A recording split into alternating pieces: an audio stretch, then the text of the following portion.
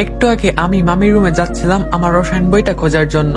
তারপর গিয়ে দেখি মেজো ভাইয়ের গায়ে কোনো কাপড় নেই, আর মামি তো উলঙ্গ।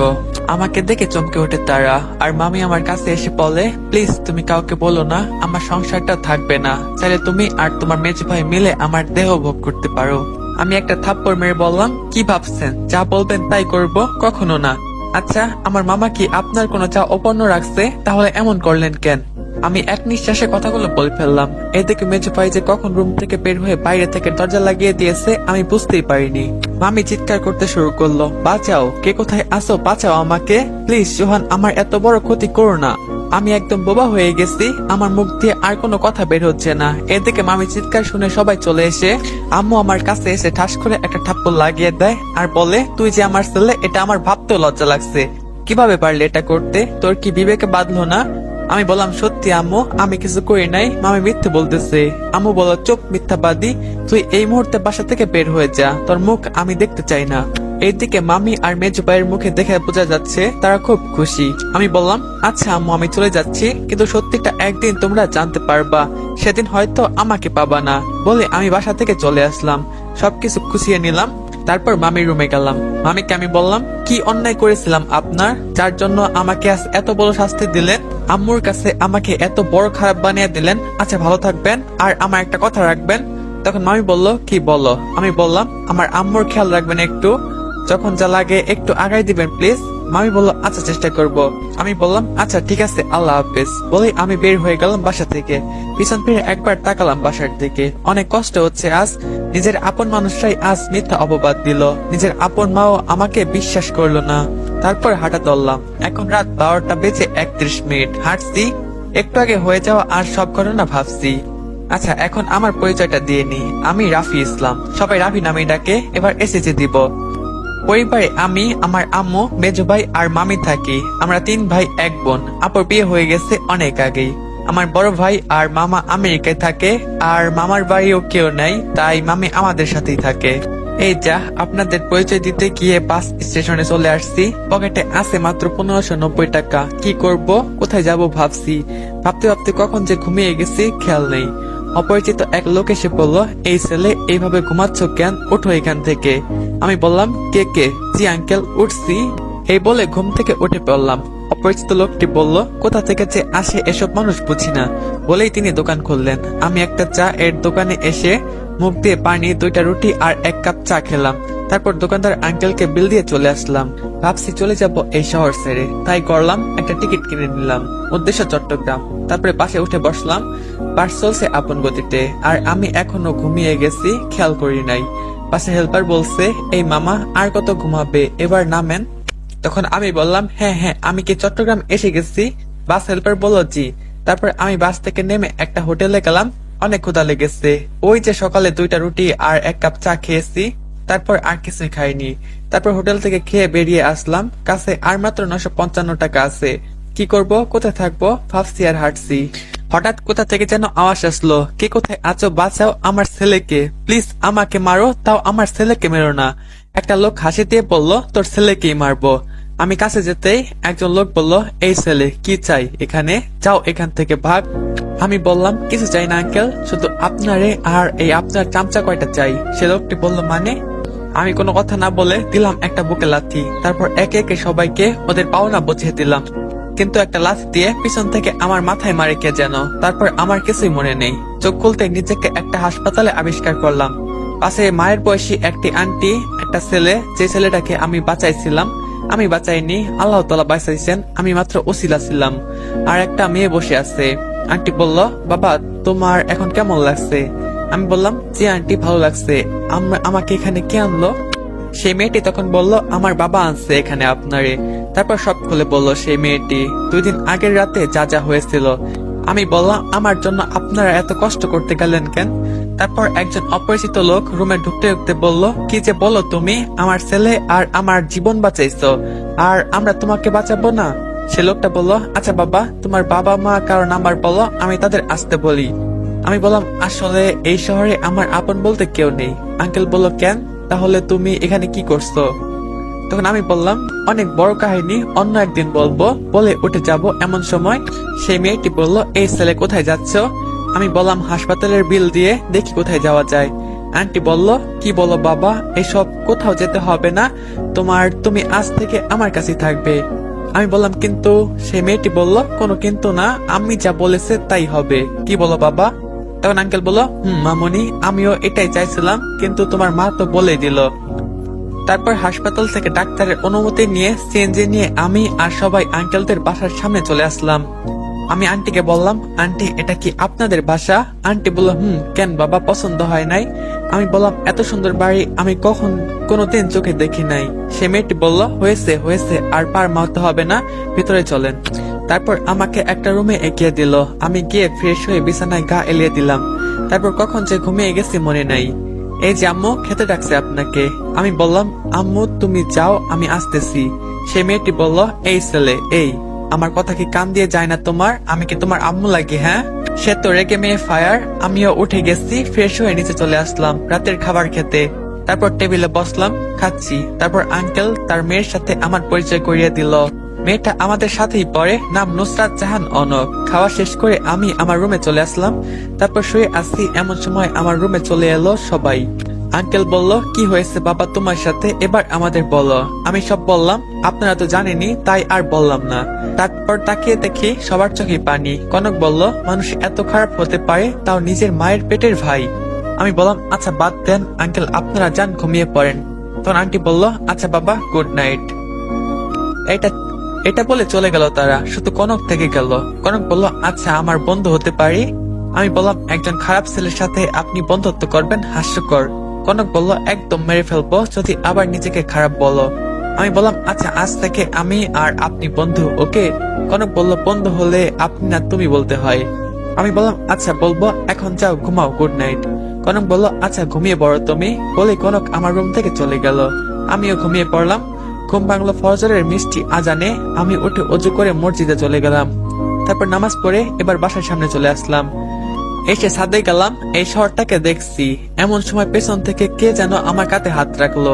আমি তো দেখে অবাক। তো গাইস, যারা আর কি টিকটক থেকে গল্পটা শুনতেছো তাদেরকে বলি, তোমরা ফুল গল্প মানে প্রায় 15 মিনিটের পার্ট ইউটিউবে পেয়ে যাবা।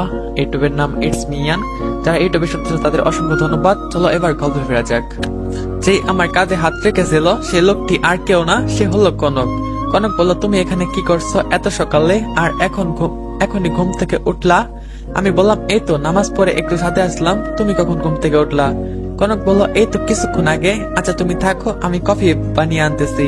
আমি বললাম, আচ্ছা। তাই বলে কনক চলে গেল কফি বানাতে। আর আমি ভাবছি আমার সাথে হয়ে যাওয়া ঘটনাগুলো। কনক বলল, এই ধরো তোমার কফি, ঠান্ডা হয়ে যাচ্ছে তো। আমি বললাম, ও হ্যাঁ দাও। বলে আমি কফি খাচ্ছি। আচ্ছা তোমার পড়াশোনা কেমন চলছে? কনক বলল, মোটামুটি আছে। আচ্ছা শোনো, তোমার বড় ভাই কি তোমাকে বিশ্বাস করবে যে তোমাকে ফাঁসানো হয়েছে? আমি বললাম, জানি না, কিন্তু সে আমাকে অনেক বিশ্বাস করত। জানি না সে এখন কি করবে। কনক বলল, আচ্ছা নিচে চলো, নাস্তা করবে। আমি বললাম, চলো।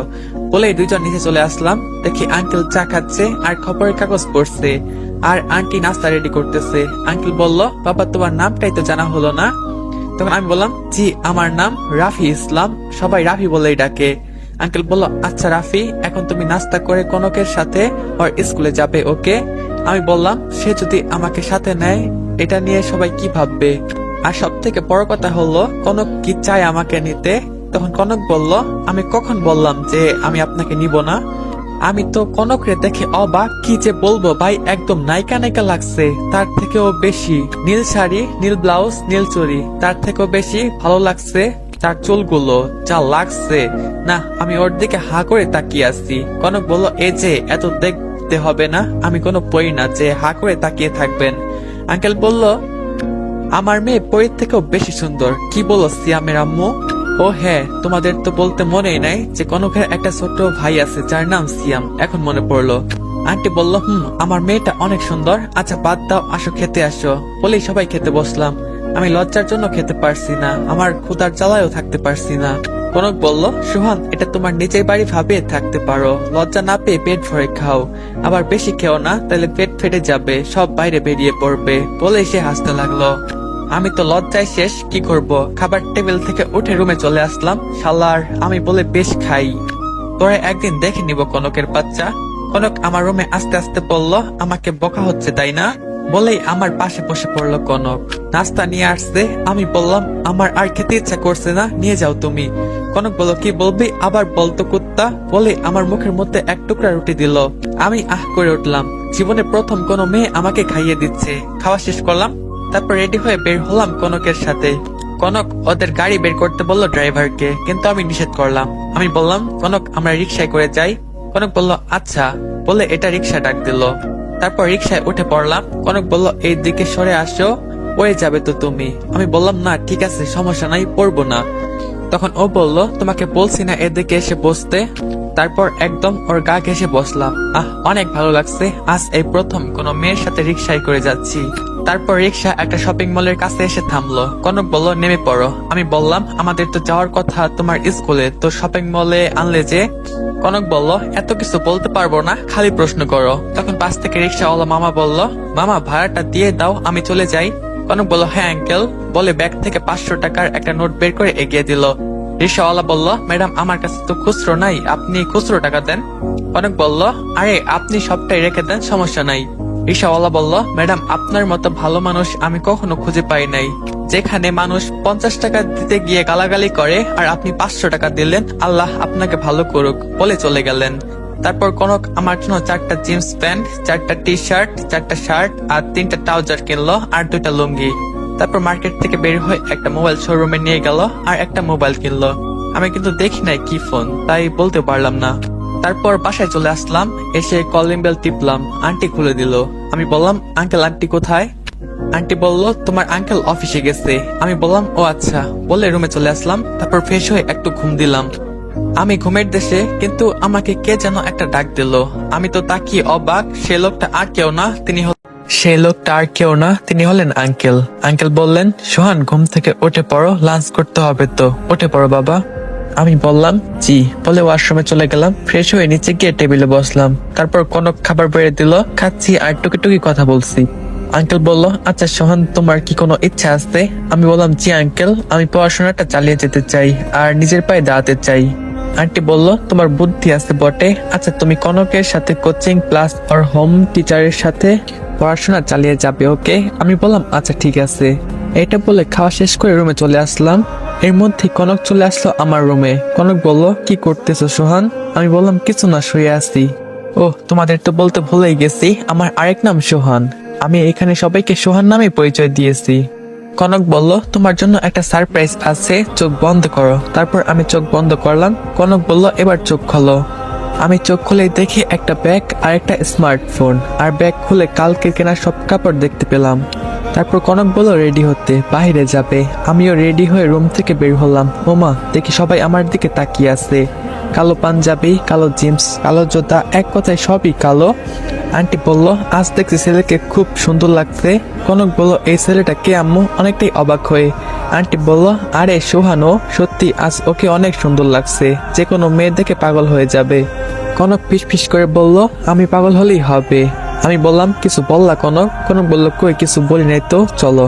আন্টি বলল মা সাবধানে যাবি আর তাড়াতাড়ি চলে আসবি। আন্টির কাছ থেকে বিদায় নিয়ে বের হলাম একটা রিক্সা নিয়ে।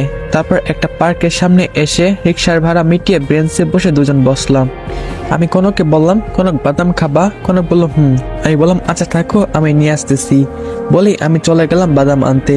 তারপর বাদাম কিনে এনে দেখি কিছু ছেলে ওর কাছে গিয়ে ওকে খারাপ প্রস্তাব দিচ্ছে। কথাগুলো এরকম ছিল, একটা ছেলে বলতেছে মামা এই মালটা তো সেই, আজ সারা রাত খেতে পারবো। আর ফিগারটা দেখছোস, একদম টাটকা, বয়ফ্রেন্ড বানাই নিছে মনে হয়। অন্য আরেকটা ছেলে বললো মামা মালটা একদম খসা। এইসব বলছে আর ওর গায়ে হাত দেওয়ার চেষ্টা করছে। আমার মাথায় তো রক্ত উঠে গেল। আমি ওদের কাছে গিয়ে বললাম ভাই তোমরা কি ওকে একা একা খাবা? আমাকেও একটু সুযোগ দাও। কনক আমার আশা দেখে একটু ভয় কম পেল, কিন্তু আমার কথা শুনে সে আবার সব হাল ছেড়ে দিল। সে ছেলেটা বলল এই শালা কে রে তুই? আর এই মাল রে আমরা 3 জনই খাবো, অন্য কাউকে দিব না। এবার আর আমি আমার রাগ সামলাতে পারলাম না, দিলাম ওর নাক বরাবর একটা খুশি। সাথে সাথে নাক দিয়ে রক্ত গলগল করে বের হতে লাগলো। অন্য একজন আমার দিকে এগিয়ে আসতে বুকে দিলাম একটা লাথি। সাথে সাথে 3 জনই দৌড় দিল।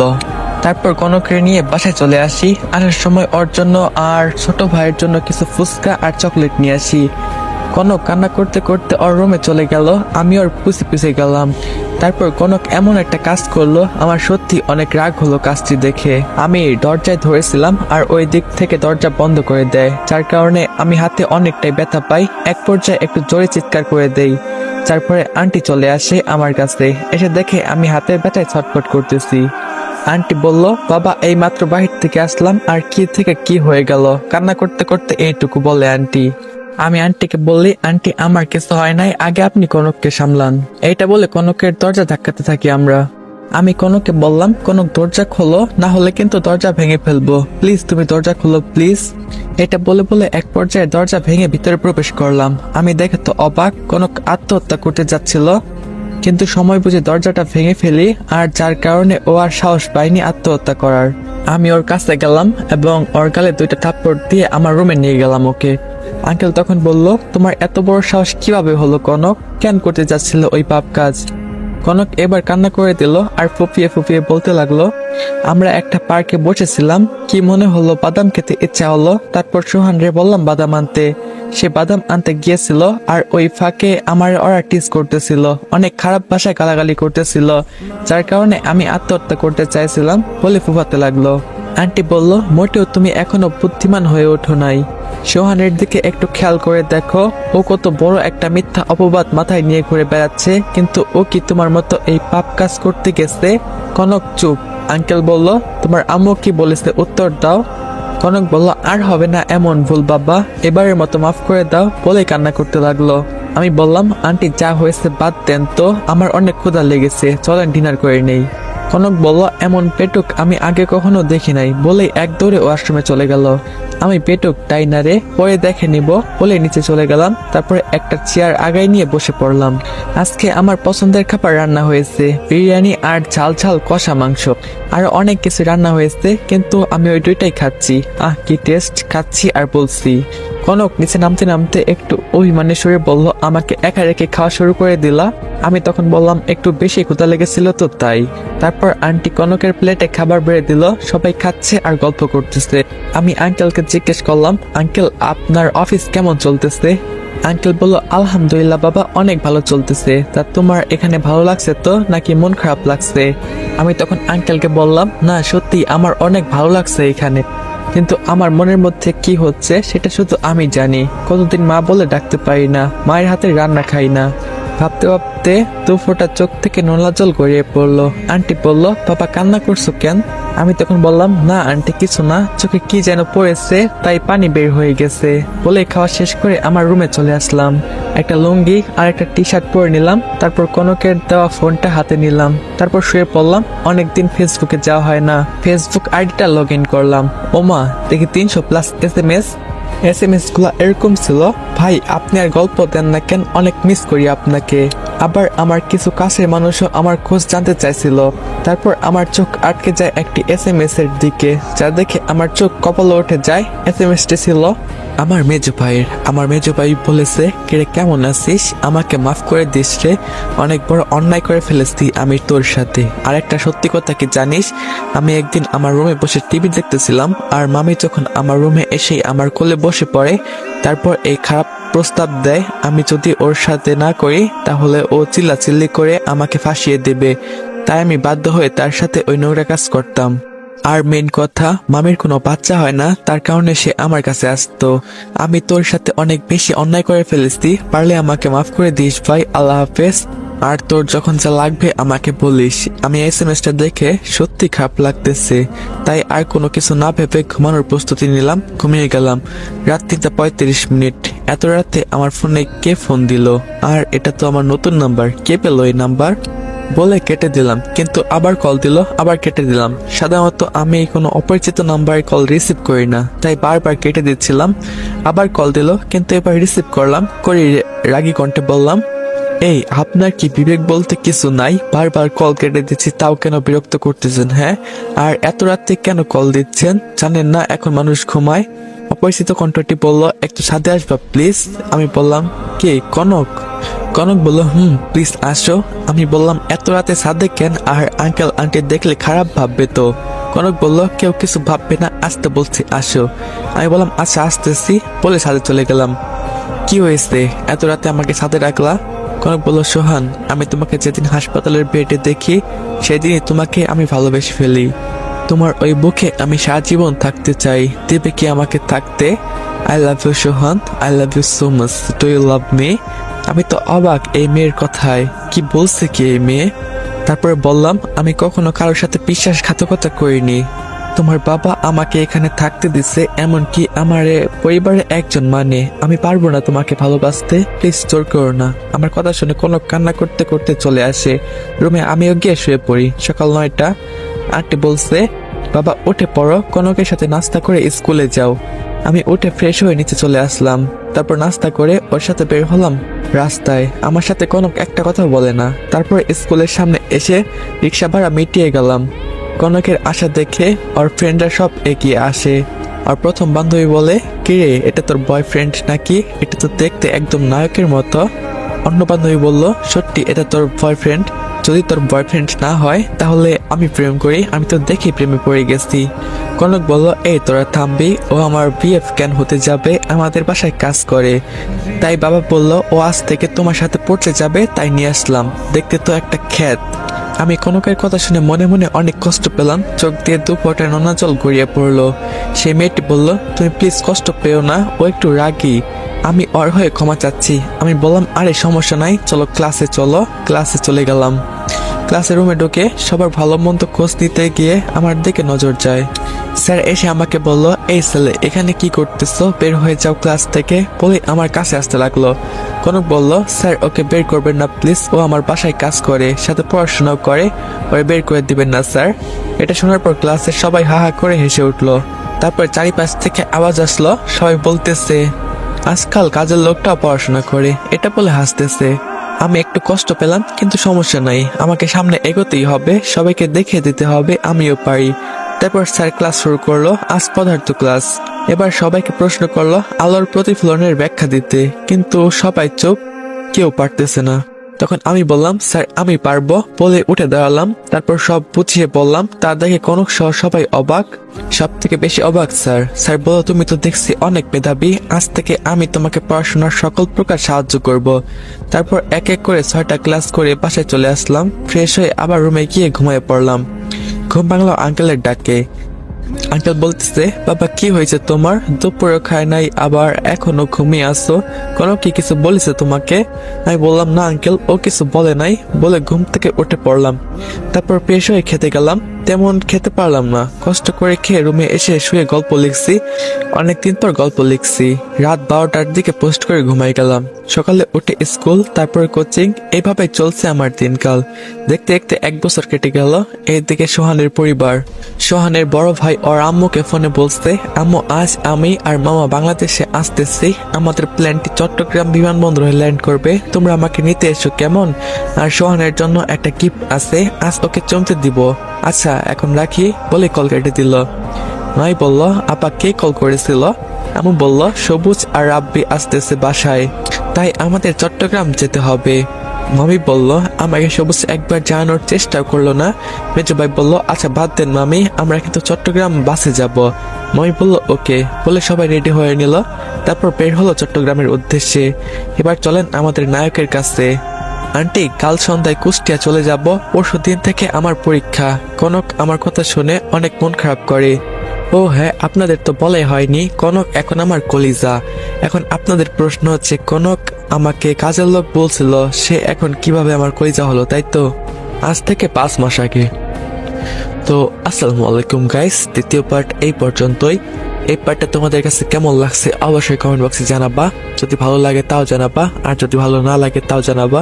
আর অবশ্যই নেক্সট পার্টের জন্য কমেন্ট করবা। তোমাদের কমেন্টই আমাকে নেক্সট পার্ট তাড়াতাড়ি আনার জন্য উৎসাহ জাগায়। তো ভালো থাকবো সবাই, আল্লাহ হাফেজ। দেখা হবে তোমাদের সাথে পরবর্তী পার্টে। কনক এখন আমার কলিজা। ও হ্যাঁ, আপনাদের তো বলাই হয়নি। এখন আপনাদের প্রশ্ন যে কনক আমাকে কাজের লোক বানাইছিল, সে এখন কিভাবে আমার কলিজা হলো, তাই তো? তাহলে চলে যাই আজকে থেকে 5 মাস আগে। আন্টি, আমি চলে গেলাম স্কুলে, বের হয়ে গেলাম। তারপর স্কুলে এসে জেরিনের সাথে কথা বলছিলাম। জেরিন সেই মেয়েটি যে আমাকে দেখে প্রেমে পড়ে গিয়েছিল। ওর বারবার আমার হাত ধরছিল। কনক আড়াল থেকে দেখে ফেলে আর কান্না করতে করতে বাসায় চলে আসে। তারপর 7-8টা ঘুমের ওষুধ খায়, ফলে ঘুমিয়ে পড়ে। রাত 10টার দিকে কনকের রুমে ডাকতে যায় আন্টি, আর দেখতে পায় ও ঘুমিয়ে আছে। পাশের টেবিলে চোখ যায় আর দেখে ও ঘুমের ওষুধ খাইছে। তারপর হাসপাতালে নিয়ে গিয়ে যায় আর ওর চিকিৎসা করা হয়। তারপর আঙ্কেল জানতে চায় সে কেন এমন করলো। কনক বলল, বাবা আমি সোহানকে অনেক ভালোবাসি, আর আজ ও আমার বান্ধবীর সাথে গা ঘেঁষে আবার হাতে হাত রেখে কথা বলছে, তাই আমি সহ্য করতে পারিনি, সেই জন্য এমনটা করছি। কান্না করতে লাগলো। আঙ্কেল বলল, সোহান এখানে আসো। আমি বললাম, জি আঙ্কেল বলেন। আঙ্কেল বলল, জীবনে আমি আমার মেয়ের কোনো চাওয়া অপূর্ণ রাখি নাই। বাবা আমার মেয়েকে দেখতে খারাপ, কেন ওকে মেনে নাও নাই? আমি বললাম, প্লিজ আঙ্কেল এভাবে বলবেন না, আসলে আমি ওকে ভালোবাসি, কিন্তু আমার কি কোনো পরিবার আছে? না আছে টাকা পয়সা।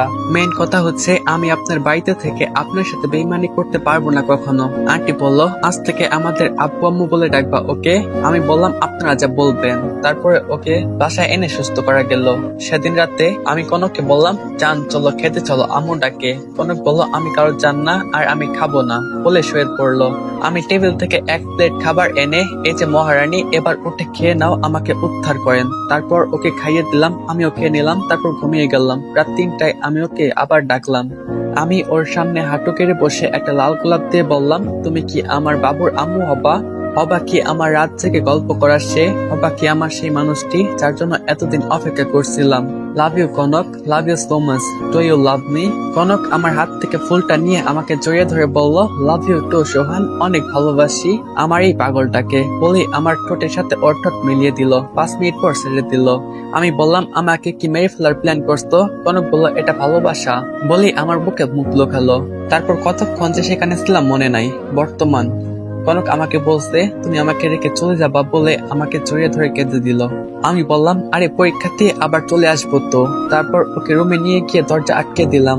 আমি বললাম, জান একটু কাছে আসো তো, আজকে মন ভরে আদর করব। কনক বলল, যা দুষ্ট, তোমার পাঠক পাঠিকারা তো সব দেখে ফেলবে। পাগল একটা, লাইটটা অফ করে দাও। তারপর ওর ঠোঁটের সাথে আমার ঠোঁট মিলিয়ে দিল। অনেকক্ষণ পর আমি আমার রুমে এসে ঘুমিয়ে পড়লাম। তারপর সকালে ঘুম থেকে উঠে ফ্রেশ হয়ে নাস্তা করে সব গুছিয়ে নেই। তারপর সবার কাছ থেকে বিদায় নিয়ে কনকের কাছে যাই। আমি বললাম, এমন করলে কি করে হবে বলো? আমার তো তোমার ফ্যামিলির মতো হয়ে উঠতে হবে, আর আমি কিছুদিন পরে আমার কলিজার কাছে চলে আসবো। বলে একটা কপালে চুমু দিয়ে বললাম, ভালো করে পরীক্ষা দিবা আর সময় মতো খাওয়া দাওয়া।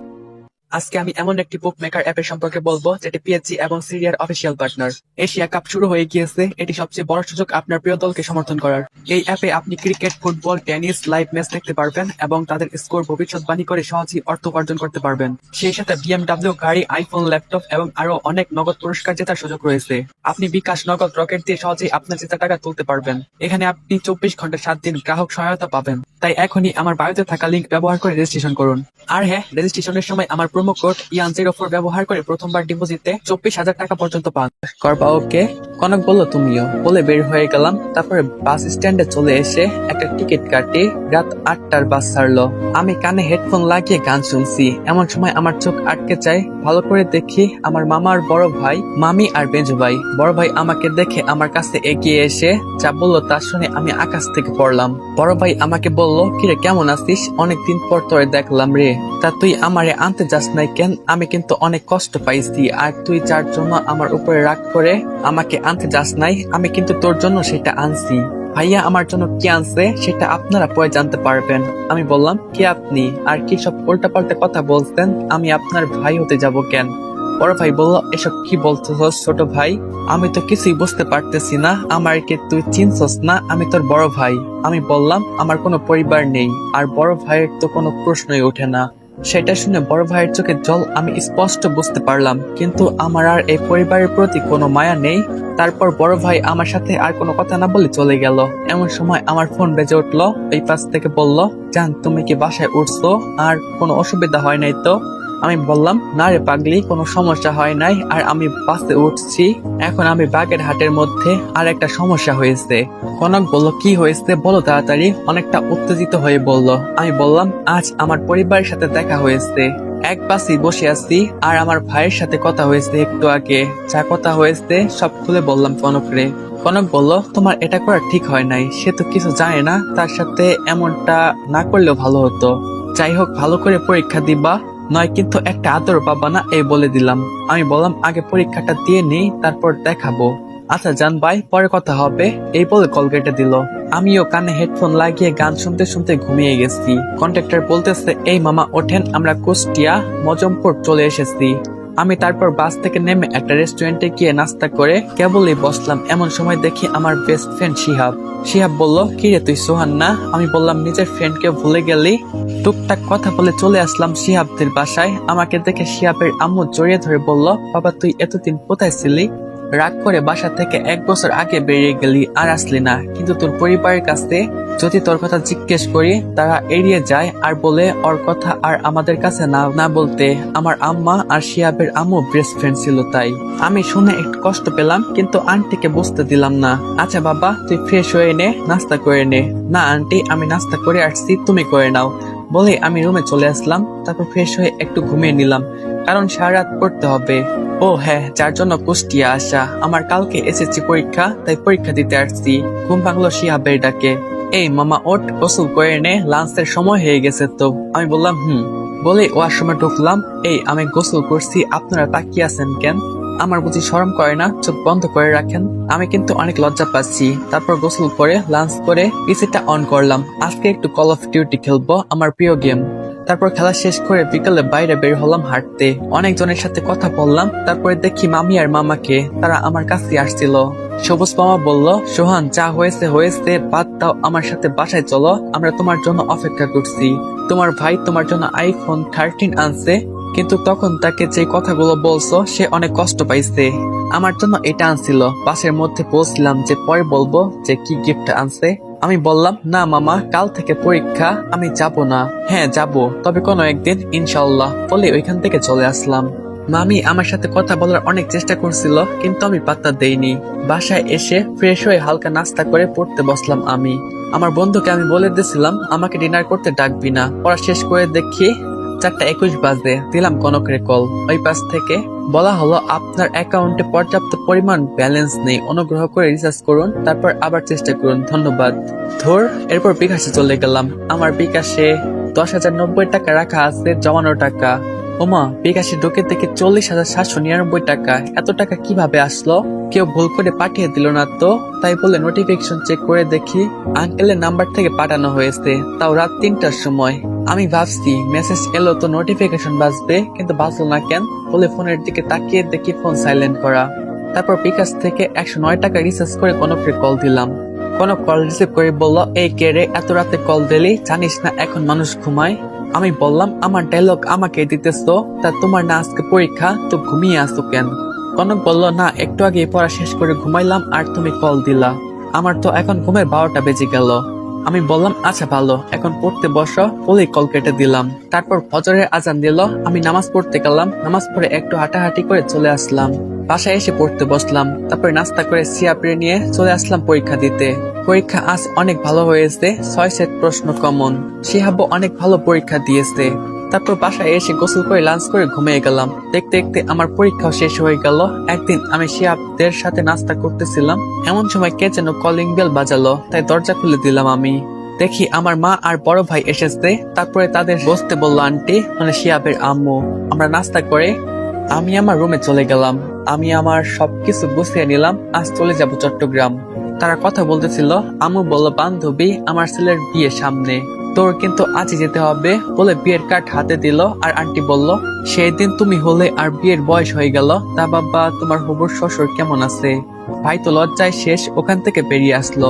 আমি আন্টিকে বললাম, আন্টি আমি চলে যাচ্ছি বলে আন্টির হাতে 15,000 টাকা দিলাম। আন্টি বলল, বাবা এটা কিসের টাকা? আমি বললাম, এতদিন আপনার বাসায় থাকছি, তাই বাসা ভাড়া আর খাওয়ার খরচ। আন্টি ঠাস ঠাস 2টা চর বসিয়ে দিল আর রাগী গলায় বলল, তরে আমি আমার শিহাবের মতো মানি, আর তুই কিনা আমার বাসায় 1 মাস থেকে আমার বাসা ভাড়া দিতেছস, তোর কি টাকা বেশি হয়ে গেছে? বলে আন্টি কান্না করতে লাগলো। আমার মা তো এটা দেখে স্ট্যাচু হয়ে গেছে। আর কোনো কথা না বলে বেরিয়ে আসতে যাব, এমন সময় আন্টি ডাক দিল আর বলল, আর 10 দিন থাকবি, নয়তো আমার থেকে খারাপ কেউ হবে না, এই আমি বলে দিলাম। আমি আর না করতে পারলাম না, আমার রুমে চলে গেলাম। তারপর সবকিছু রেখে শুয়ে পড়লাম। 5 দিন পর শিহাব আমাকে বলতেছে, মামা রেডি হয়ে নে, আজ বিয়ে খেতে যাবো। কত সুন্দর সুন্দর মাল দেখতে পারবো বলে হাসিতে ফেটে পড়লো। আমি তখন বললাম, তোর বোনটা না সত্যি অনেক হট, একদম 1 নাম্বার মাল। শিহাব রেগে বলল, আমার বোনকে তুই এসব বললি? এটা আমি তোর কাছ থেকে আশা করতেছিলাম না। তখন আমি বললাম, এখানে যত মেয়ে আসবে তাদেরও তো তোর মতো ভাই আসবে, তারা কি তাদের বোনকে মাল বলবে? শিহাব তখন বলল, দোস্ত আমি বুঝতে পারি নাই, বাদ দে, আর বলবো না, চল এখন বিয়ে খেতে। আমি বললাম, কার বিয়ে রে, বললি না তো? শিহাব বলল, সেটা পরে জানতে পারবি, আগে চল। বলে চলে আসলাম। এসে আমি তো অবাক, কারণ আমি আমার বাসার সামনে, তার মানে আমার বড় ভাইয়ের বিয়ে। শিহাব বলল, কি রে হা করে তাকে দেখছিস কি, চল ভেতরে। যখনই ভেতরে ঢুকতে গেলাম তখনই মায়ের কথা মনে পড়ে গেল, তাই বললাম, শিহাব তুই যা রে, আমি যাব না, এই বাসায় আর যাওয়ার ইচ্ছে নেই। শিহাব বলল, তাইলে আমিও যাব না, বলেই বাসার দিকে যেতে শুরু করলো। ওর অভিমান দেখে আমি আর রাগ করে থাকতে পারলাম না, বললাম, বাসায় যাওয়ার প্রয়োজন নেই, চল ভেতরে। বলেই আমরা বাসার ভেতরে প্রবেশ করলাম। অনেকদিন পর আমাদের বাসায় ঢুকলাম, তারপর সোজা ভাইয়ের রুমে চলে গেলাম। আমি বললাম, আসসালামু আলাইকুম ভাইয়া, ভিতরে আসবো কি? ভাইয়া বলল, ওয়ালাইকুম আসসালাম। আসো। বলে রুমের ভেতরে ঢুকলাম। আমি বললাম, কেমন আছো? ভাইয়া বলল, ভালো, তুই? আমি বললাম, আল্লাহ তাআলা যেভাবে রাখছে ওইভাবেই আছি। ভাইয়া বলল, কিন্তু তুই বাসা থেকে চলে গেলি কেন? আম্মু সামান্য একটু মারছিল বলে। আমি বললাম, এমনি। বলে রুমে চলে আসলাম। আমার রুমটা কেমন অগোছালো হয়ে আছে, তাই পরিষ্কার করে ওয়াশরুমে গেছি। এমন সময় কনক ফোন দেয়, আর তখন আমার রুমের পাশ দিয়ে শিহাব যেতেছিল। শিহাব কলটা রিসিভ করে আর বলে, আসসালামু আলাইকুম, কে বলতেছেন? কনক বলে, ওয়ালাইকুম আসসালাম। জান, তুমি আমার চিনতে পারো নাই, আমি কনক, আজ নতুনই এই সিম লাগালাম। শিহাব বলল, সরি, আমি সোহান না, আমি ওর বন্ধু। কনক বলল, সোহান কোথায় গেছে? ওর কিছু হয় নাই তো? বলে কান্না করে দিল। মেয়েটা আমার একটু বেশি ভালোবাসে। আমি ওয়াশরুম থেকে বের হলাম, বললাম, কে ফোন দিয়েছে? ও বলল, জানি না, দেখ তো কে কল দিয়েছে, তোর খোঁজ করতেছে। আমি বললাম, হ্যালো, কে বলছেন? কনক বলল, কুত্তা, আমি তোর বউ বলতেছি, আমার চিনতে পারস নাই? তুই খালি একবার আমার কাছে আয়, তারপরে দেখবি আমি কি জিনিস। আমি বললাম, আরে আমার বউ দেখে রাগও করতে জানে, আসলে আমি তোমার নাম্বার খেয়াল করি নাই। কনক বলল, আবার যদি হয় তোর খবর খারাপ করে ছাড়বো, এই আমি বলে দিলাম। আমি বললাম, আমার বউটা এখন কি করে? কনক বলল, বসে আছি জান, তুমি কি করো? আমি বললাম, আমিও বসে আছি, লাঞ্চ করছো? কনক বলল, না, তুমি? আমি বললাম, আগে গিয়ে খেয়ে আয়, নয়তো তোর সাথে কথা নেই, বলেই কল কেটে দিলাম। এমন সময় আমার রুমে আমাকে ডাকতে আসলো একটা মানুষ, যাকে দেখে আমি অবাক হয়ে যাই। তিনি হলেন আমার মা। মা বলল, কেমন আছো সোহান? ভালো, আপনি কেমন আছেন? আমার বলল, ভালো নাই, কিন্তু তুমি এই বাসা থেকে চলে গেলে অনেক ভালো থাকবো। তাই আমি চাই না কোনো বাজে ছেলে আমার ছেলের বিয়েতে যে আবার কোনো মেয়ের সর্বনাশ করুক। আমি তোমারে হাত জোর করে বলতেছি, তুমি বাসা থেকে চলে যাও প্লিজ। আমি বললাম, আচ্ছা আমি চলে যাচ্ছি, সমস্যা নাই, কিন্তু আমি আমার পরিবারকে ভালো রাখতে চাই। আমি যেমনই থাকি না কেন, আমার পরিবার ভালো থাকুক। আমার পরিবার ভালো থাকলে আমিও ভালো থাকবো। বলে আম্মুর হাতে একটা গিফটের প্যাকেট ধরিয়ে দিলাম আর বললাম, এটা ভাবির জন্য। তারপর অনেক কষ্টে সেখান থেকে চলে আসলাম। এসে আমি একটা বাসের টিকিট কেটে নিলাম, তারপরে রাতের ডিনার করে বাসে উঠলাম। সকাল 8টায় কনকদের বাসার সামনে এসে কলিং বেল চাপলাম। কনক এসে দরজা খুলে দিল আর আমাকে দেখে জড়িয়ে ধরে কান্না করে দিল আর বলতে লাগলো, আমার জানটার মুখ শুকিয়ে গেছে, একদম মনে হয় খাওয়া দাওয়া করো নাই। বলে টেবিল থেকে নাস্তা নিয়ে আসলো। আমি ততক্ষণে রুমে চলে গেলাম। তারপর সব খুলে একটা হাফ প্যান্ট আর একটা গেঞ্জি পরে ফ্রেশ হয়ে আসলাম। তারপর কনক আমারে খাইয়ে দিল। রুটি আর গরুর মাংসের ঝোল আমার মুখে তুলে দিতেছিল আর আমি ওর হাতে কামড় দিয়ে দিলাম। কনক বলল, এই দুষ্টু, কামড় দাও কেন, ব্যথা লাগে তো? আমি বললাম, আমি আমার বউয়ের সাথে যা ইচ্ছা করব, তাতে তোমার কি? হ্যাঁ। কনক বলল, তবে রে দাঁড়া, তোর খাওয়া শেষ হোক, তারপর আমি দেখাচ্ছি আমি কি পারি। এমন সময় দরজায় দাঁড়িয়ে বলল, ভেতরে আসবো কনক? কনক বলল, পারমিশন নেওয়ার কি আছে আম্মু? আন্টি বলল, স্বামীর জন্য দাঁত উল্টে পড়তেছে, আম্মুর সামনেও খাইয়ে দিতে হয়। আমি বললাম, না, একটু বেশি ক্ষুধা লেগেছিল তো, তাই আর কি। আন্টি বলল, খাও। তা বাবা কেমন আছো তুমি, আর পরীক্ষা কেমন হলো তোমার? আমি বললাম, মা ভালোই হয়েছে, আর আমি আলহামদুলিল্লাহ ভালো আছি, আপনি কেমন আছেন? আন্টি বলল, ভালো আছি বাবা। তা তোমরা থাকো, আমি যাই, রান্না করতে হবে। বলে আন্টি চলে গেল। আমারও খাওয়া শেষ, আমি বিছানায় শুয়ে পড়লাম। কনকও চলে আসলো আর দরজা বন্ধ করে দিয়ে আমার কাছে চলে আসলো। কনক বলল, এইবার দেখ আমি কি করতে পারি। বলেই আমার আর অর্থ এক করে নিয়ে চুষতে লাগলো। তারপর 5 মিনিট পর ছেড়ে দিল। আমি বললাম, আমারে মেরে ফেলবে নাকি? হ্যাঁ। বলে আমি ওকে জড়িয়ে ধরে তারপর ঘুমিয়ে গেলাম। এভাবেই চলতে লাগলো আমাদের দিনকাল। দেখতে দেখতে আমাদের পরীক্ষার রেজাল্টের দিন চলে আসলো। আজ রেজাল্ট দিবে। কনক এদিকে আল্লাহ আল্লাহ করতেছে আর বলতেছে কি যে হবে। তারপর রেজাল্ট দেখলাম কনকের A+ এসেছে। ওকে বলতেই আমাকে জড়িয়ে ধরলো আর বললো তোমারটা কিন্তু পেলাম না। এবার আমারটা বের করলাম। ওমা, আমি ফেল কেন? অনেক ভালো করে তো পরীক্ষা দিচ্ছিলাম। এমনকি চোখে জল চলে এলো। এমন সময় কনক বলল, আরে গাধা, তোর বোর্ড যশোর দে। তারপর মনে পড়লো, ওহ আমার বোর্ড তো যশোর, আসলে চট্টগ্রাম থাকতে থাকতে সব চট্টগ্রামই লাগে। তারপর আমার রেজাল্টও পাইছি, আমি গোল্ডেন A+ পাইছি। কনক শুনে আমাকে যে কত কিস দিল সেটা বলার বাইরে। তারপর আঙ্কেলকে ফোন দিলাম আর আঙ্কেল শুনে তো অনেক খুশি হয় আর বাসায় চলে আসে। আমি সবাই বৃষ্টি মুখ করিয়ে তারপর বাসায় চলে আসি। তারপর রাতে খেয়ে ঘুমিয়ে যাই। কলেজে ভর্তির জন্য আবেদন করেছি, রাজশাহী সরকারি কলেজে চান্সও পেয়েছি। তাই আজ আর আমি কনক রাজশাহী যাব। তারপর এসে আমরা একটা রাজশাহীতে বাসা ভাড়া নিলাম, ওখান থেকে একসাথে কলেজে যাই। এইভাবে চলছিল দিনকাল। দেখতে দেখতে HSCও শেষ হয়ে যায়। এবার আবার জাতীয় বিশ্ববিদ্যালয়ে আবেদন করেছি আর আলহামদুলিল্লাহ দুজনেই চান্স পাইছি। তারপরে মাস্টার্স শেষ করে এখন আলহামদুলিল্লাহ আমি একটা চাকরি করি। মাসে বেতন তেমন পাই না, মাত্র 90,000 টাকা। আজ আমাদের বিয়ে, ভাবতে অবাক লাগছে আমাদের আজ পূর্ণতা পাবে। তারপর ভালো মতো ইসলামিক শরীয়ত মোতাবেক বিয়ে হয়ে যায়।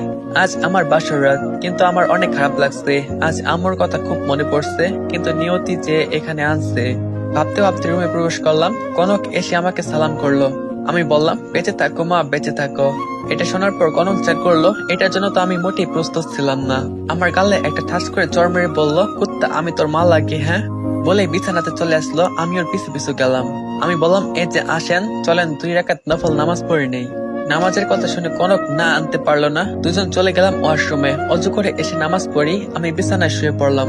এরপর কনকও শুয়ে পড়লো। আমি এদিকে ভাবতেছি আমার সাথে কনক এমন করছে কেন। কনকরে আমি পেছন থেকে জড়িয়ে ধরলাম। দেখি এবার ও আমার দিকে ঘুরলো।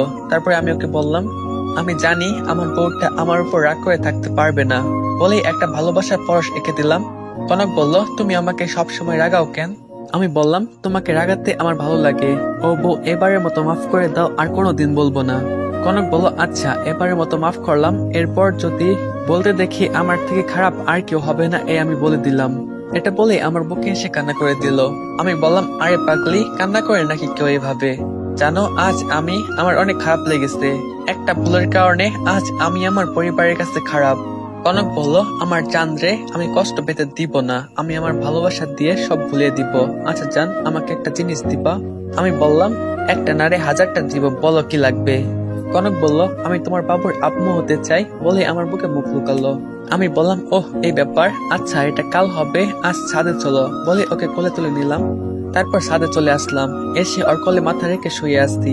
আর ও আমার মাথায় হাত বুলিয়ে দিতেছে আর ওর জীবনের সুখ দুঃখের সব কথা বলল। তারপর আমরা ছাদ থেকে রুমে চলে আসি। তারপর ফ্রেশ হয়ে একটা হাফ প্যান্ট আর একটা গেঞ্জি পরি। আর কনক ওয়াশরুম থেকে বের হয়ে আসে একটা গেঞ্জি আর একটা প্লাজো পরে। তারপর আর কি T20 ম্যাচ খেলা শুরু হলো। তারপর সোহানের ঘুম ভাঙলো কনকের ডাকে। কনক বলল, এই যে ওঠো, আজান দিতেছে, গোসল করে নামাজ পড়তে আসো। তারপর আমি গোসল করে নামাজ পড়তে চলে গেলাম। নামাজ পড়ে একটু হাঁটাহাঁটি করে বাসায় চলে আসি। তারপর রুমে চলে গেলাম। কি ব্যাপার, কনক রে দেখছি না কেন? কই গেল আবার? তারপর ওকে ডাকতে শুরু করলাম, এই কনক কই তুমি? কনক রান্নাঘর থেকে বলল, এই তো রান্নাঘরে। আমি ওর কাছে গেলাম। আমি তো হা হয়ে গেছি। যে মেয়ে নিজে পর্যন্ত হাতে করে খাই নাই, সে আজ রান্নাঘরে, ভাবতেই অবাক লাগে। কিন্তু ও অনেক ঘেমে আছে। আমি পিছন থেকে চেয়ে ওকে জড়িয়ে ধরছি আর ও রান্না করছে। এমন সময় আমার শাশুড়ি চলে আসে। আমি তো লজ্জায় শেষ। আমি দৌড়ে আমার রুমে চলে গেলাম। কনক আমাকে নাস্তার জন্য ডাকতে আসলে আমি রুমে আনতে বলি। তারপর আমার নাস্তা খাওয়াই দিয়ে কনক নাস্তা খেয়ে নেয়। আমি কনকরে বললাম, কনক রেডি হয়ে নাও, আজ আমরা কুষ্টিয়া যাব। কনক বলল, তাই নাকি? আচ্ছা বলেই সব প্যাকিং করে নিল আর আমার গোলাও। আসলে বিয়ার জন্য 15 দিন ছুটি পাইছি, তাই একটু ঘুরতে যাব। আজ যে কত বছর চাই না। ওই যে মা বলছিল আমি থাকলে তার ছেলের বিয়েতে সমস্যা হবে, ওই দিন আসছি, আর কোনোদিন যাওয়া হয় নাই। ওইসব ভাবতে ভাবতে কখন যে চোখ দিয়ে পানি পড়া শুরু করে দিয়েছে বুঝতেই পারি নাই। কনক বলল, আমার সামনে একটু কান্না করবা না বলে দিলাম। আর আমি আমার বাপের বাড়ি থাকবো না। ওহ, আপনাদের তো বলাই হয়নি, আমি একটা বাসা বানাই, 3 তলা বিশিষ্ট একটা বাসা। ওইটা কুষ্টিয়াতেই, কিন্তু কনক জানে না। তারপর সব রেডি করে আম্মু আব্বুর থেকে বিদায় নিয়ে চলে আসি। এসে 2টা টিকিট কেটে বাসে উঠে পড়ি। নির্দিষ্ট সময় আমরা কুষ্টিয়া পৌঁছে যাই। তারপর আমাদের বাসার সামনে চলে আসি। এসে কনকরে বলি, সারপ্রাইজ কনক। ও অবাক হয়ে আমাকে জড়িয়ে ধরলো। আমি ওকে ছাড়িয়ে রুমে প্রবেশ করি। এরপর বাইরে থেকে খাবার আনিয়ে রাতের বেলা খেয়ে ঘুমিয়ে পড়ি। পরের দিন সকালবেলা খবর পাই আমাদের গ্রামের একটা বাসা নাকি নিলামে তুলেছিল। আমি অনেক কৌতূহলবশত গেলাম, সাথে 80 লাখ টাকাও নিলাম। গ্রামের লোকের সাহায্য নিয়ে এসে দেখি এটা তো আমার মামার বাসা। সবাই দাম বলতেছে, কিন্তু কেউ 50 লাখের বেশি বলতেছে না। আমি গাড়ি থেকে নেমে বললাম 70 লাখ। এটা শুনে তো সবাই অবাক। আমার পরিবারের সবাইও এখানে আছে, কিন্তু আমি দামাদামি করে টাকা দিয়ে দিলাম। সবার মুখে শুনতেছি আমার মামি নাকি মামার সকল সম্পত্তি তার নামে লিখে নিয়েছে। আমার মা আমাকে দেখে আমার কাছে দৌড়ে আসলো, এসে আমাকে কান্না করতে করতে বলল, আমাকে মাফ করে দিস বাবা, আমি না বুঝে তোকে এই 10 বছর বাসা থেকে বের করে দিচ্ছি, কিন্তু পরে তোর মেজো ভাই সব সত্যি কথা বলে দেয়। তারপর থেকে তোকে খোঁজ শুরু করে, কিন্তু কোথাও পাই নাই। চলুন কি হয়েছিল সেই দিন যে আমার মেজো ভাই সব সত্য কথা বলে দিয়েছিল তা শুনে আসি। সকালবেলা ভাইয়ার নাকি বুকে ব্যথা লাগতেছে বলে চিৎকার করে ওঠে। ভাইয়ার বুকের বাম পাশে বলে ব্যথা করতেছে বলে চিৎকার করে ওঠে, আর বাসায় সবাই চলে আসে। এসে দেখতে পাই ভাইয়া এমন করে আছে। এমন সময় ভাইয়া বলে ওঠে, আজ আমি একটা সত্যি কথা বলবো, যদি না বলি আমার মৃত্যু হয়, আমি কখনো নিজেকে ক্ষমা করতে পারবো না বলে বলতে লাগলো। সেদিন ছোট এই কাজ করেনি, সেদিন ছিলাম আমি আর মামি। ও ওর বই খুঁজতে এই রুমে আসে আর আমাদের দেখে ফেলে, যার কারণে মামিও ওকে কুপ্রস্তাব দেয়, কিন্তু মামিকে একটা চর মেরে না বলে দেয়, আর আমি এই সুযোগে বাইরে থেকে আটকিয়ে দেই। তারপর তো তোমরাই বিচার করলে বলে চুপ হয়ে পড়লো, কেউ কোনো কথা বলে না। এরপর ভাইয়ার খারাপ অবস্থা দেখে ওকে হসপিটালে নিয়ে যাওয়া হয় এবং চিকিৎসা করা হয়। এখন আসা যাক বর্তমানে। প্লিজ বাবা, আমাকে মাফ করে দাও, আমি আর পারছি না বলে আমার পা জড়িয়ে ধরতে যাবে, অমনি আমি তাকে জড়িয়ে ধরে কেঁদে দিলাম। তারপর বললাম, আমি কারোর উপর রেগে নাই মা, সবাই আমি মাফ করে দিচ্ছি। মা বলল, চল আজ বাসায় চল। আমি যাচ্ছি। আপনারা হয়তো ভাবছেন আমাকে এত কষ্ট দিল আর আমি মাফ করে দিলাম, কারণ আমাদের নবী আমাদেরকে মাফ করা শিখাইছে, প্রতিশোধ দিতে নয়, তাই মাফ করে দিলাম। আমি আমার বাসার সামনে, ভাবতে অবাক লাগছে। ভিতরে প্রবেশ করতে যাব এমন সময় একজন আমার কাছে এসে বলে, কে আপনি আর আপনার এখানে কি চাই? বয়স হবে মনে হয় 8 বছর। যাই হোক, আম্মু ছিল কাছে, যার কারণে আমি ভিতরে ঢুকতে পারি। আমি আমার সেই চিরচেনা রুমে চলে যাই। গিয়ে অবাক, আমার রুম অমনি আছে, আর মনে হয় প্রতিদিন আমার রুম ওরা গুছিয়ে রাখে। যাই হোক, আমি ফ্রেশ হয়ে নিলাম। এর মধ্যে কনক আমারে অনেকগুলা কল দেয়, রিসিভ করতে পারি নাই কারণ ওয়াশরুমে ছিলাম। এসে আমি ফোন দিলাম। আমি বললাম, বলো কি হয়েছে? কনক বলল, সে কখন থেকে ফোন দিতেছি কিন্তু ফোনই ধরছো না কেন? মেয়ের সাথে প্রেম করছো নাকি? ও, আমি তো পুরাতন হয়ে গেছি, আমারে এখন আর ভালো লাগে না, তাই তো? যাও তুমি অন্য মেয়ের কাছেই যাও। আমি রাগ করে ফোন কেটে দিলাম। কনক এই আমাকে চিনলো বলে আম্মু ডাকলো, বাবা খেতে আয়, তোর জন্য সবাই অপেক্ষা করতেছে। আমি খাবার টেবিলের সামনে গিয়ে বললাম, আপনারে মাফ করছি বলে যে এ বাড়ির খাবার খেতে হবে তা না। 10টা বছর আমার জীবন থেকে ছিনিয়ে নিয়েছেন, পারবেন সেই 10টা বছর আমাকে ফিরিয়ে দিতে? সেদিন যদি আমার শ্বশুর আমাকে তার বাড়িতে জায়গা না দিত, তাইলে আমি আজ এতদূর এগোতে পারতাম না। আম্মু বলল, আমাদের তো ভুল হয়ে গেছে বাবা, আমরা তো তোর কাছে মাপ চাইছি, আর এ হলো তোর ভাবি, পরিচয় হয়ে নে। আমি তখন বললাম, সেই দিন কি বলেছিলেন, তোর মতো চরিত্রহীন আমার ছেলের বিয়েতে গিয়ে আবার কোনো মেয়ের সর্বনাশ করবি, বেরিয়ে যা বাড়ি থেকে। সেদিন বাবার জন্য খুব কষ্ট পেয়েছিলাম, কারণ বাবাই সব থেকে আমাকে বেশি ভালোবাসতো। আর আজ পরিচিত হতে বলছেন, জানি না আজ আমার টাকা দেখে কি আমাকে পরিচয় দিতেছেন নাকি। ভাবি তখন বলল, আচ্ছা আপনি কে আর কি বলতেছেন এগুলা? আমি তো কিছুই বুঝতে পারতেছি না। আর আমার স্বামীর তো ছোট কোনো ভাই নাই, তার তো 2 ভাই। তখন আমি বললাম, আজ থেকে 10 বছর আগে আমি তাদের সন্তান বা ভাই ছিলাম, কিন্তু আমাকে তারা মিথ্যা অপবাদ দিয়ে বাসা থেকে বের করে দেয়। আমার মামি আর বেজো ভাই বাসা থেকে বের হয়ে চট্টগ্রাম চলে যায়। ভাগ্যের কি লীলা খেলা, ওখানে গিয়ে আমার বউয়ের ছোট ভাই আর তার বাবারে আমি রক্ষা করি ডাকাতদের হাত থেকে। আমিও আঘাত পাই, তারপরে তাদের বাড়িতে নিয়ে যায় আমাকে, সকল সুবিধা দেয় তারা আমাকে। তারপর আমি প্রতিষ্ঠিত হয়ে উঠি, তারপর তার মেয়েকে বিয়ে করি, আর এখন আমি কুষ্টিয়াতে একটা বাড়িও করছি। আজ কি নাই আমার? ব্যাংকের ব্যালেন্স, টাকা পয়সা, গাড়ি বাড়ি সব আছে, কিন্তু আমার অতীতটা যেন অনেক বেশি ভয়াবহ বলছিল আর কান্না করতেছিল। এমন সময় বড় ভাই মেজো ভাইরে হসপিটাল থেকে নিয়ে আসে। এখন মোটামুটি ভালো আছে মেজো ভাই। আমাকে দেখে এসে পা ধরে মাপ চাইছিল। আমি বললাম, সেদিন কি অন্যায় করেছিলাম, যার কারণে একটা ছোট ছেলেকে মিথ্যা অপবাদ দিয়ে বাসা থেকে বের করে দিয়েছিলেন। বলে আমি চলে আসতে যাব, এমন সময় ভাইয়ার মেয়ে আমার হাত ধরে বলে, চাচু তুমি কোথায় যাচ্ছ? আমি বললাম, কোথাও না মা, আমি বাসায় যাচ্ছি, তোমার ছোট আম্মু একা আছে বাসায়। বলে চলে আসলাম। এসে মনে পড়লো আমার পাগলিটা অনেক কষ্ট পাইছে আজ, তাই তার জন্য ফুচকা, চকলেট, আইসক্রিম আর একতরা ফুলের গোলাপ নিয়ে বাসায় গেলাম। দরজা খুলে দিল। আমিও অবাক, ওর চোখ একদম লাল হয়ে আসছে, নিশ্চয়ই কান্না করেছে। আমি গিয়ে ফ্রেশ হয়ে খেতে গেলাম। আজ আর কেউ খাইয়ে দিল না। আমি খেয়ে রুমে এসে দেখি কনক যেন কার সাথে কথা বলছে, আমাকে দেখে কেটে দিল। আমি কিন্তু সন্দেহ করি নাই, যদি কাউকে ভালোবাসেন তাহলে তাকে বিশ্বাস করুন, কিন্তু যদি সে সেটার মর্যাদা না দিতে পারে একদিন তারও শান্তি হবে না। আমি কনককে যেগুলো আনছিলাম সব দিলাম, গোলাপটা বাদে। ও বলল, এসব আমার লাগবে না, যে মেয়ের কাছে ছিলি তার কাছে যা। আমি কে তোর? আমি এখন তো পুরাতন হয়ে গেছি, আমাকে এখন আর ভালো লাগে না। আমি ওকে পেছন থেকে জড়িয়ে ধরে বললাম, কে বলেছে আমার বউ পুরাতন? সে সবসময় আমার কাছে নতুন। কনক বলল, তাহলে ওই মেয়ের সাথে গেলি কেন? আমার কি কোনো কিছু কম আছে? আমি এবার ওর গালে ঠাস করে চড় মেরে দিলাম আর বললাম, বারবার খালি মেয়ের কথা বলতেছ। এই তুমি কি দেখছো আমি আজ কোথায় গিয়েছিলাম? তারপর যা যা হয়েছে সব খুলে বললাম। ও বলল, আমার ভুল হয়ে গেছে জান, আমি বুঝতে পারি নাই, বলে আমার পা জড়িয়ে ধরলো। আমি ওকে বুকে টেনে নিলাম আর বললাম, পাগলি, তোমার জায়গা আমার পায়ে না আমার বুকে। তারপর শুয়ে পড়লাম, অপেক্ষা করতেছি কখন রাত 12টা বাজবে। আমি আর ওর সামনাসামনি শুয়ে আসছি। আমি ওর গালে হাত বুলিয়ে বললাম, অনেক জোরে লেগেছে তাই না জান? কনক বলল, তোমার সাথে কথা নাই আর আমার কাছে আসবা না বলে দিলাম। আমি বললাম, তাহলে কার কাছে যাবো? আমার বউ ছাড়া যে আর কেউ নাই। কনক বলল, পা মারতে হবে না, আমার কাছে আসবা না কিন্তু। কে শোনে কার কথা? আমি ওর ঠোঁট আমার ঠোঁটের সাথে এক করে দিলাম। 10 মিনিট পর ছেড়ে দিলাম। কনক হাঁপাচ্ছে।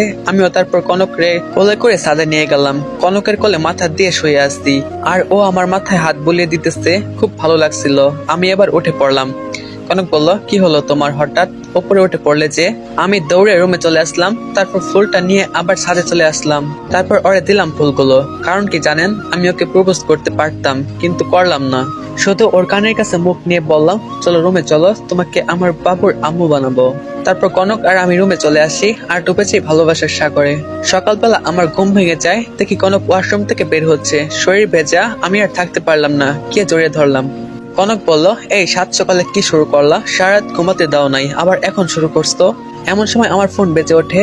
ফোনটা রিসিভ করতে ওই পাশ থেকে চাপ বললে, সেটা শুনে আমার পায়ের নিচ থেকে মাটি সরে যায়। আমার মা নাকি হসপিটালে, তার নাকি প্রেশার বেড়ে গেছে, অনেক খারাপ অবস্থা। আমি শুনে দৌড়ে চলে আসলাম হসপিটালে। কে সোজা দৌড়ে আম্মুর কেবিনে চলে যাই, কিন্তু আম্মু এখন ঘুমিয়ে আসতে। আমি পাশে বসে আছি, আমার পাশে পরিবার সবাই আছে, শুধু মামি ছাড়া। এমন সময় কনক চলে আসে আমার কাছে, এসে আমার বলে, আম্মুর কি এখনো জ্ঞান ফিরে নাই? আমি বললাম, না, তুমি এখানে বসো। কনক বলল, আচ্ছা। আমার চোখ দিয়ে অঝরে পানি পড়ে যাচ্ছে। তারপর দুপুর 3টা মার জ্ঞান ফিরলো। আমি মায়ের কাছে গিয়ে বললাম, আমারে মাফ করে দাও মা, আমি বুঝতে পারি নাই। আম্মু বলল, এখানে তোর কোনো দোষ নাই রে বাবা, এখন সব বাদ দিবি নাকি? আমার মরণের কথা বলার আগেই কোনো মুখ চেপে ধরলো আর বলল, আর যেন এমন কথা না শুনতে পাই আম্মু। আম্মু তখন বলল, এই মেয়েটা কে রে বাবা? ভাবি বলল, ওটা আপনার ছোট বৌমা। আমি লজ্জায় শেষ। আম্মু বলল, আমাকে না জানিয়ে বিয়ে করে নিলি, এটা আমি মানতে পারলাম না, কিন্তু যা হওয়ার তা তো হয়েই গেছে। কিন্তু এখন তোদের আমি আবার বিয়ে দিব। সবাই এবার বলে উঠলো, ঠিক বলেছেন, ওদের আবার বিয়ে হবে। এমন সময় বড় ভাই আর মেজো ভাই বলে ওঠে, আমাদের সাথে কি আর কথা বলবি না? আমি দৌড়ে গিয়ে তাদের জড়িয়ে ধরলাম আর কান্না করে দিলাম। তারপর আম্মুকে নিয়ে বাসায় চলে আসলাম। আমরা আমাদের বাসায় চলে আসলাম। তারপরের দিন সবকিছু আমাদের বাড়িতে নিয়ে গেলাম। সবাই মিলে সব ঠিক করে সন্ধ্যা হয়ে গেল। এবার সবাই রাতের খাবার খেয়ে নিলাম, যেহেতু দুপুরের খাবার খাওয়া হয় নাই। বসে কথা বলছে। বড় ভাই বলল, তা কনক, তোমার বাবা মা কেমন আছে? ফোন দিয়েছো কি? কনক বলল, জি ভাইয়া ভালো আসতে, কিন্তু ফোন দেই নাই। আম্মু বলল, এখনো ফোন দাও নাই? এখনই ফোন দাও তাড়াতাড়ি। কনক বলল, আচ্ছা আম্মু। বলে কনক ফোন দিল আর আমরা বসে থাকতে ভালো লাগছে না, তাই রুমে চলে আসলাম। আজ অনেক বছর গেম খেলা হয় না। পিসিটা অন করলাম, মনের ইচ্ছা মতো গেম খেলছি। ওই দিকে কনক ফোন দিল তার বাবার কাছে। তারপর আম্মু ফোনটা নিয়ে নিল। ও পাশ থেকে বলল, কিরে মা কেমন আছিস? এই পাশ থেকে আম্মু বলল, আসসালামু আলাইকুম বিয়ান সাহেব, কেমন আছেন? কনকের আব্বু বলল, ওয়ালাইকুম আসসালাম, জি আলহামদুলিল্লাহ ভালো আছি, কিন্তু কে আপনি? আম্মু তখন বলল, আমি সোহানের আম্মু। কনকের আব্বু বলল, কিন্তু এসব কি হলো? ওরে তো বাড়ি থেকে বের করে দিয়েছিলেন, কিন্তু এখন? আম্মু বলল, যাই হোক, সব ভুলে যান ভাই, আমি কনক আর সোহানের আবার বিয়ে দিতে চাই। আপনি কি বলতেছেন? কনকের আব্বু বলল, আরে এটা তো অনেক ভালো প্রস্তাব। আচ্ছা, সামনের শুক্রবার ওদের বিয়ে দেই, কি বলেন? আম্মু বলে, আচ্ছা বিয়াই, তো আমার বিয়ান কেমন আছে? কনকের আব্বু বলল, জি আলহামদুলিল্লাহ ভালো আছে। আমার মা কেমন আছে? আম্মু বলল, কনক ভালো আছে। কনকের আব্বু বলল, তাইলে সব ঠিকঠাক করি, আর কনক রে আমি কাল আনতে যাবো নে। আম্মু বলল, আচ্ছা বাই, বলে কল কেটে দেয়। আর কনক আমার রুমে চলে আসে, দেখে আমি গেম খেলছি, আমার কোলে এসে বসে। কনক আমাকে বলে, আমি কালকে চলে যাব। আমি বললাম কেন আর কোথায় যাবে? তারপর কনক সব বুঝিয়ে বলে। এটা শুনে সোহান কান্না করে দেয়, কারণ এক মুহূর্ত কনককে ছাড়া ও ভাবতে পারে না। কনক বলল, 7 দিনই তো, তারপর তো আমরা সারা জীবন তোমার কাছে থাকবো। আমি বললাম কিন্তু। কনক বলল, কোনো কিন্তু নয়, আর 1 সপ্তাহ আমাকে কাছে পাবা না। আজকে সারা রাত যত ইচ্ছা যা ইচ্ছা করো, বলেই কনক সোহানের বুকে মুখ লুকালো। তারপর সোহান কনককে কোলে করে বিছানায় নিয়ে যায়। তারপর ইচ্ছে মতো কিস করতে থাকে। কনকের নিঃশ্বাস গরম হয়ে যায়। তারপর সোহান কনকের কাপড় খুলে ফেলে। কনকের নাভির নিচের অংশটুকু খুব আকর্ষণীয় লাগছে, ইচ্ছে মতো কিস করে। তারপর যা হবার তাই হয়। তারপর দুজন দুজনকে জড়িয়ে ধরে ঘুমিয়ে যায়। সকালে সোহানের ঘুম ভাঙলো কনকের ডাকে। তারপর সোহান গোসল করে নামাজ পড়ে বাইরে হাঁটাহাঁটি করে। এরপর আবার বাসায় চলে আসে, নাস্তা করে ঘুমিয়ে পড়ে। ঘুম ভাঙলো ভাবির ডাকে। ভাবি বলছে, এই যে সোহান, ওঠো, কিছু কথা আছে তোমার সাথে। আমি উঠে পড়লাম। ভাবি, আপনি আমার রুমে? আমি বললাম, আমি তখন বললাম, আচ্ছা মাম্মি, কি হয়েছিল যে মামার সব সম্পত্তি মামি নিজের নামে লিখে নিল? এরপর ভাবি যা বললো, আমার মাথা ফুল গরম হয়ে গেল। যা বলেছিল তা হলো, কারণ মামি নাকি টাকার জন্য মামারে মানুষের সামনে জুতা দিয়ে পিটিয়েছে। আমি বললাম, আচ্ছা ভাবি, সে এখন কোথায়? ভাবি বলল, সে এখন তার বাপের বাড়িতে আছে। আমি বললাম, একটা বুদ্ধি বের করো যেটা দিয়ে আবার সব সম্পত্তি ফিরিয়ে আনা যাবে। ভাবি বলল, আচ্ছা আমি আজ রাতে ভাববো নি, এখন যাও গোসল করে নাও, লাঞ্চ করতে হবে। আমি বললাম আচ্ছা, বলে ওয়াশরুমে ঢুকলাম। তারপরে গায়ে সাবান মাখানো শেষ, এমন সময় দেখি তাওয়ালে আনি নাই। কনককে ডাকলাম, এই কনক, আমার তাওয়ালেটা কোথায়, এনে দিয়ে যাও। কনক বলল, আচ্ছা আনছি। তারপর আমি ওয়াশরুমের দরজা খুলে ওর হাত ধরে টান দিয়ে ভিতরে আটকিয়ে নিলাম। কনক বলল, এই কুত্তা, তুই তাওয়ালের নাম করে আমার এই ওয়াশরুমে ঢুকালি। আমি বললাম, যান একসাথে গোসল করি, বলে ওর একটা কিস করি। তারপর আমার গায়ে সাবান মাখিয়ে দেয় কনক। আমিও ওর গায়ে সাবান মাখিয়ে দিই। তারপর গোসল করে বের হয়ে রেডি হয়ে নিচে চলে আসি খাবার খাওয়ার জন্য। ভাইয়ার মেয়ে বলল, চাচু তোমার জন্য কোনো রান্না আম্মু করে নাই, তাই তুমি খেতে পারবে না। ওর নাম সাদিয়া আফরিন, সবাই আফরিন বলে ডাকে। আমি বললাম, কি ভুল করছি আমি, বলো। আফরিন বলল, কাল এখানে আসছো কিন্তু আমার সাথে একটা কথা বলো নাই, আর আমার জন্য তো চকলেট আইসক্রিম কিছুই আনো নাই। আমি বললাম, ওহ আচ্ছা, এই ব্যাপার। তোমার ছোট আম্মু একটু পর বাবার বাসায় চলে যাবে, তারপর তোমাকে ঘোরাতে নিয়ে যাব, কেমন? আফরিন বলল, তুমি খুব ভালো চাচু। তারপর সবাই খাবার খাচ্ছি, এমন সময় কে যেন কলিং বেল বাজালো। আমি গিয়ে দরজা খুলে দিলাম, দেখি আমার পোলার নানা। আমি বললাম, আসসালামু আলাইকুম বাবা, কেমন আছেন? বাবা বলল, ওয়ালাইকুম আসসালাম, ভালো আছি বাবা, তুমি কেমন আছো? আমি বললাম, আমিও আলহামদুলিল্লাহ ভালো আছি, আসেন ভেতরে আসেন। তারপর সবাই খাওয়া শেষ করলো, যে যার রুমে চলে গেল। তারপর আমি আমার রুমে গিয়ে দেখি আমার পাগলি বউটা রেডি হচ্ছে আর কান্না করছে। আমি পেছন থেকে জড়িয়ে ধরে বলি, এই পাগলি, কান্না করছো কেন? মাত্র 7 দিনই তো, একটু কষ্ট করো প্লিজ। কনক বলল, আমি তোমাকে ছাড়া থাকতে পারবো না, বলে কান্না করতে থাকে। আমি ওর কপালে একটা ভালোবাসার পরশ এঁকে দিলাম আর বললাম, আমরা প্রতিদিন ফোনে কথা বলবো তো পাগলি। কনক বলল, যদি কোনো মেয়ের দিকে তাকাস আমি যাওয়ার পর তোর খবর আছে। তারপর ও আমার কপালে একটা চুমা দিয়ে বাবার সাথে বের হয়ে গেল। আমিও ঘুমিয়ে গেলাম। ঘুম ভাঙলো ভাবির ডাকে, এই সোহান, ওঠো, সন্ধ্যা হয়ে গেছে তো, আর কত ঘুমাবা, ওঠো এবার। আমি বললাম, জি ভাবি, বলে ওঠে ওয়াশরুমে গিয়ে ফ্রেশ হয়ে আসলাম, একটু নাস্তা করলাম। তারপর বাইরে বের হলাম, আজ অনেকদিন হলো বাইরে বের হই না। তারপর আড্ডাখানা গিয়ে দেখি সবাই আছে। সুমন বলল, কিরে কেমন আছোস, আর সেই কবে বাড়ি থেকে চলে গেলি আর আসলি না? এমন সময় শিহাবের ফোনে আমি ফোন রিসিভ করতেই ওই পাশ থেকে শিহাব বলে, মামা কেমন আছোস? আচ্ছা চল, বলে রেস্টুরেন্টে চলে আসলাম। তারপর মনের মতো অর্ডার দিয়ে খেলাম। তারপর বিল পে করে বাসায় চলে আসলাম। এসে দরজা খুলে দিল একজন। আমি তো দেখে অবাক হই, সেই হলো আমার আপু, নাম কাকলি আক্তার রিয়া। আমি বললাম, আসসালামু আলাইকুম আপু, কেমন আছো? আপু বলল, ওয়ালাইকুম আসসালাম, বলে রুমে চলে গেল।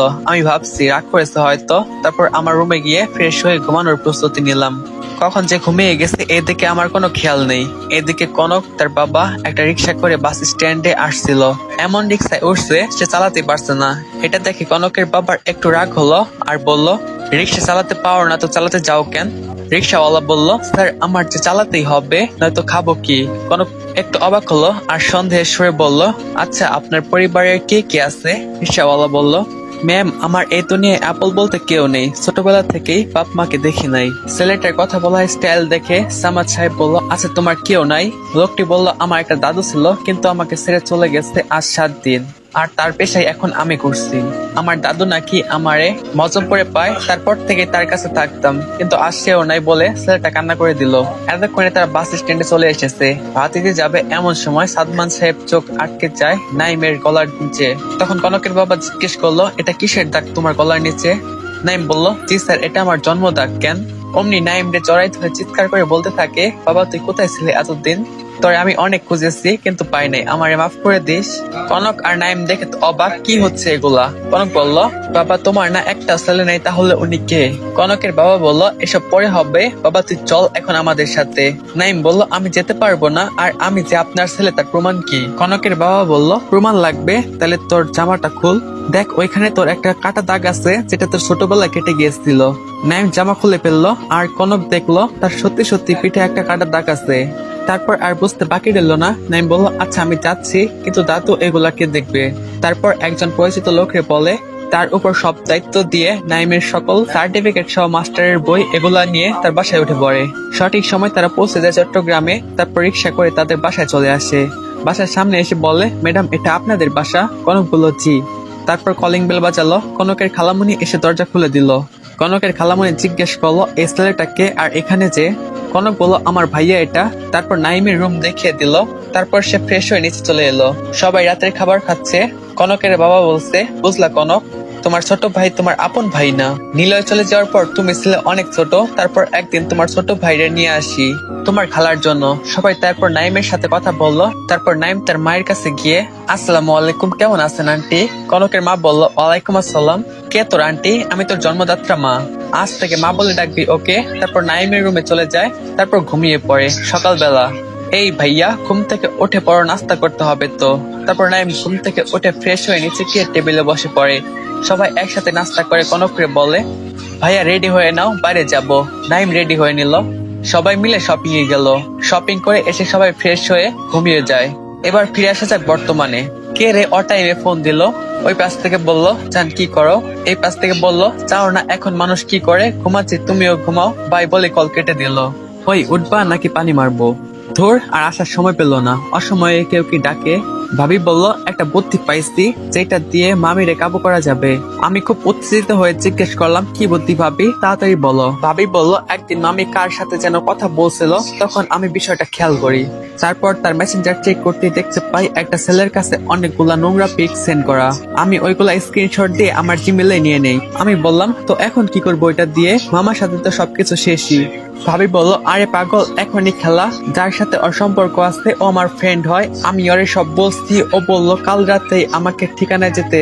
তারপর ঠিকানা পাঠিয়ে দেয়, তোমার আর আমাকে যেতে হবে। আমি বললাম, আচ্ছা ভাবি, বলে আমি ওয়াশরুমে ঢুকলাম। তারপর ফ্রেশ হয়ে নাস্তা শেষ করে রুমে আসলাম। পরে দেখি একটা ফোন দেই, ফোন হচ্ছে কিন্তু রিসিভ করছে না। তারপর আবার দিলাম, আবারও ওয়েটিং এ আছে। ঠিক 10 মিনিট পর কল আসলো। কনক বলল, কি হয়েছে কি? দেখছো না ফোনে কথা বলছি, তাও কেন ফোন দিতেছো? কি হয়েছে কি যে বারবার কল দিতেছো? আমি বললাম, আমার বউয়ের কাছে আমি যখন ইচ্ছে ফোন দিব, তোমার কি? কনক বলল, হয়েছে হয়েছে, কি বলবা তাড়াতাড়ি বললো। আমি বললাম, এত বিজি, এটা বলে ফোন রেখে দিলাম। তারপর ভাবির রুমে আসলাম আর বললাম, মামুনি তুমি না ঘুরতে যেতে চেয়েছিলে, চলো আমার সাথে, আমরা ঘুরতে যাব। ভাবিকে বলি, ভাবি আমার আম্মুকে রেডি করে দাও। তারপর ভাবি রেডি করে দিল। আমি আর আফরিন বের হয়ে গেলাম বাসা থেকে। অনেক জায়গায় ঘুরলাম, ফুচকা, হালিম আরো অনেক কিছু খেলাম। তারপর অনেক কিছু খেলনা কিনে দিলাম। তারপর বাসায় চলে আসলাম। গোসল করে খাওয়া দাওয়া শেষ করে শুয়ে আসছি। এমন সময় আম্মু আমার রুমে। সোহান রেডি হয়ে নে, শপিং করতে যেতে হবে। আমি রেডি হয়ে নিলাম। তারপর সবাই বের হয়ে আসলাম নিজেদের বাসার গাড়ি নিয়েই। তারপর শপিং করতে করতে রাত হয়ে গেল।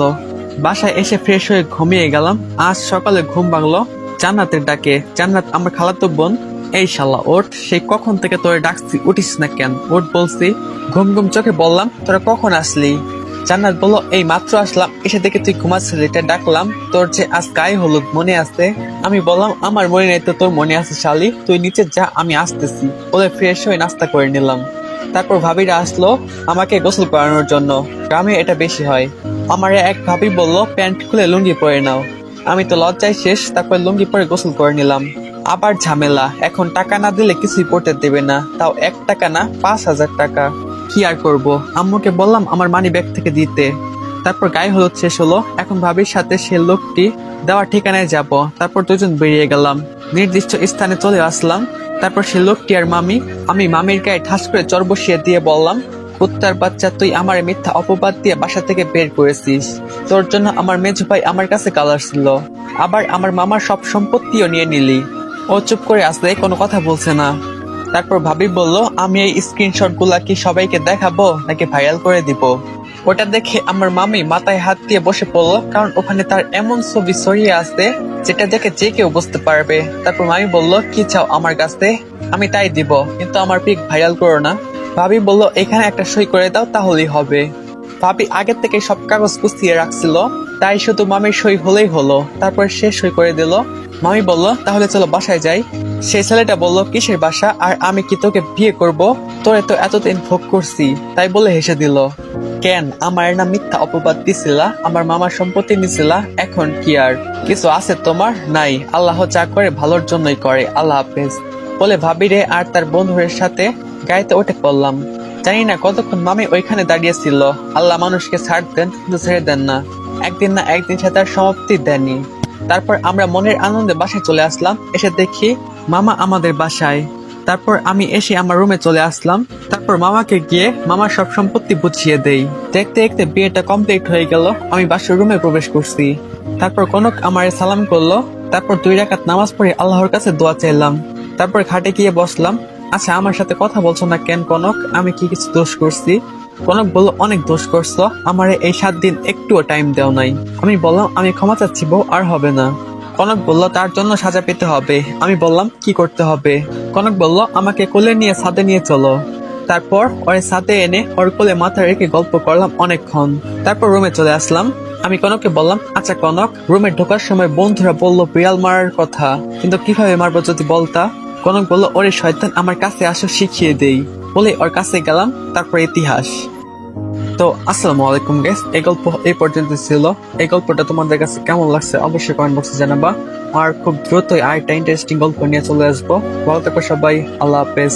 দেখা হবে তোমাদের সাথে পরবর্তী গল্পে।